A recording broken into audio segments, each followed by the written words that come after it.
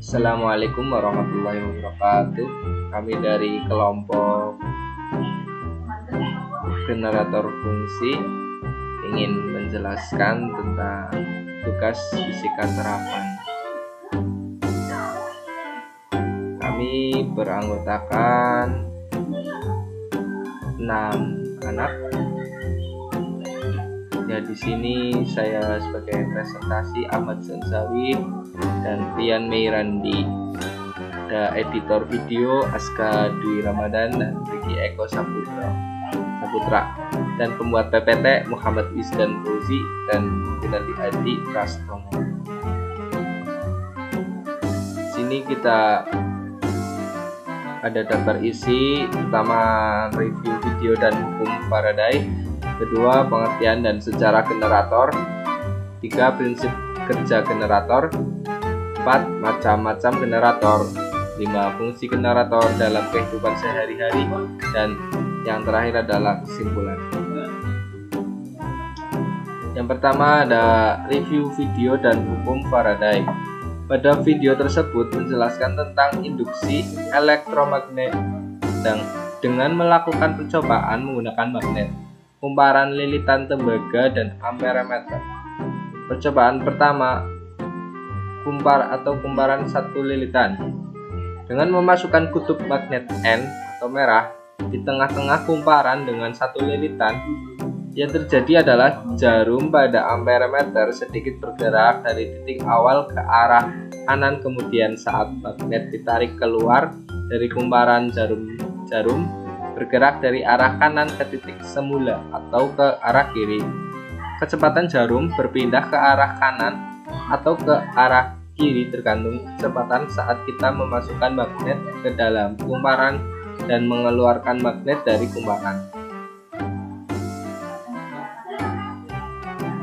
Percobaan kedua, kumparan 10 lilitan. Sama seperti percobaan pertama, hanya saja perpindahan jarum yang ditimbulkan lebih besar atau lebih jauh dari percobaan pertama karena perbedaan jumlah lilitan pada kumparan. Percobaan ketiga, kumparan 100 lilitan.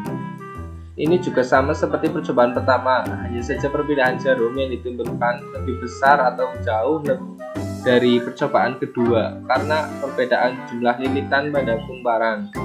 Jadi di sini jumlah lilitan sangat berpengaruh pada kumparan.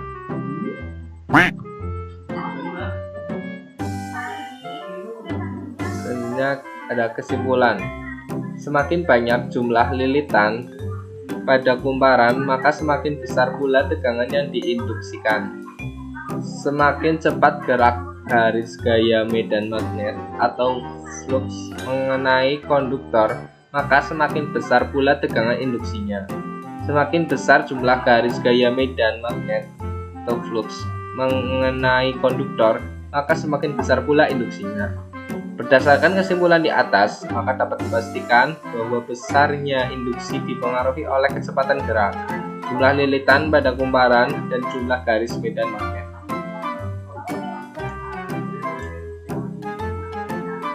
Berdasarkan pernyataan di atas, maka dapat diketahui itu merupakan hukum Faraday, dan kita bisa menghitungnya dengan rumus di bawah ini. Rumus hukum Faraday, ya ini X sama dengan min N dalam kurung.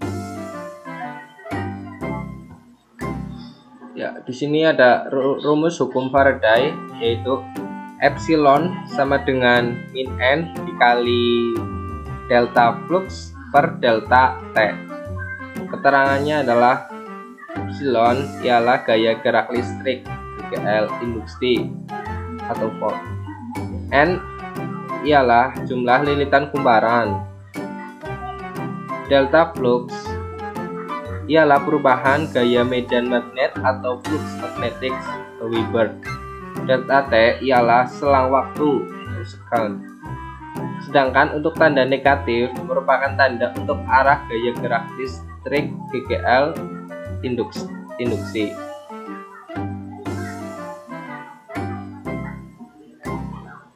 Assalamualaikum warahmatullahi wabarakatuh. Nama saya Rian Meirandi. Di sini saya akan melanjutkan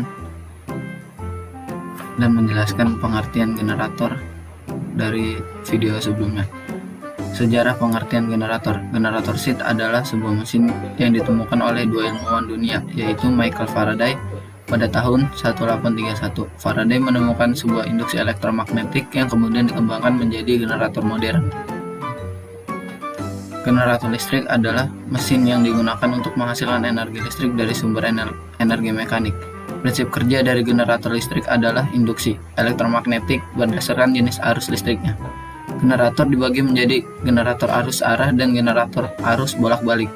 Perbedaan keduanya yaitu penggunaan komutator pada generator arus arah dan cincin slip pada generator arus bolak-balik. Proses kerja generator listrik dikenal sebagai pembangkit listrik. Prinsip kerja generator. Faraday menemukan bahwa aliran muatan listrik di atas dapat diinduksi dengan menggerakkan konduktor listrik, seperti kawat yang berisi muatan listrik di medan magnet. Gerakan ini menciptakan perbedaan tegangan antara dua ujung kawat atau konduktor listrik. Dengan begitu menyebabkan muatan listrik mengalir sehingga menghasilkan arus listrik. Macam-macam generator. Generator AC. Generator AC atau alternating current adalah alat mesin yang digunakan untuk menghasilkan arus listrik bolak-balik. Biasanya generator AC memiliki dua buah kabel dengan polaritas kutub positif dan negatif. Dengan rangkaian itu memungkinkan kedua ujung kumparan tidak saling bersentuhan karena terkoneksi dengan satu slip ring saja. Generator DC atau direct current merupakan sebuah mesin yang digunakan untuk menghasilkan arus listrik searah. Adapun perbedaan dengan generator AC ialah tidak memakai slip ring, melainkan dua buah brus yang terletak di bagian kiri dan kanan kumparan. Nantinya, kedua ujung kumparan yang berpolaritas akan menyentuh brus secara bergantian dan generator mampu menghasilkan arus listrik searah. Fungsi dari generator dari kehidupan sehari-hari. Fungsi generator yang paling utama adalah menghasilkan elektrik dengan mengubah gaya gerak di dalamnya. Selain itu, banyak peralatan elektronik saat ini membuat generator memiliki banyak fungsi. Adapun fungsi generator dalam kehidupan sehari-hari adalah sebagai berikut. Membangkit tenaga listrik.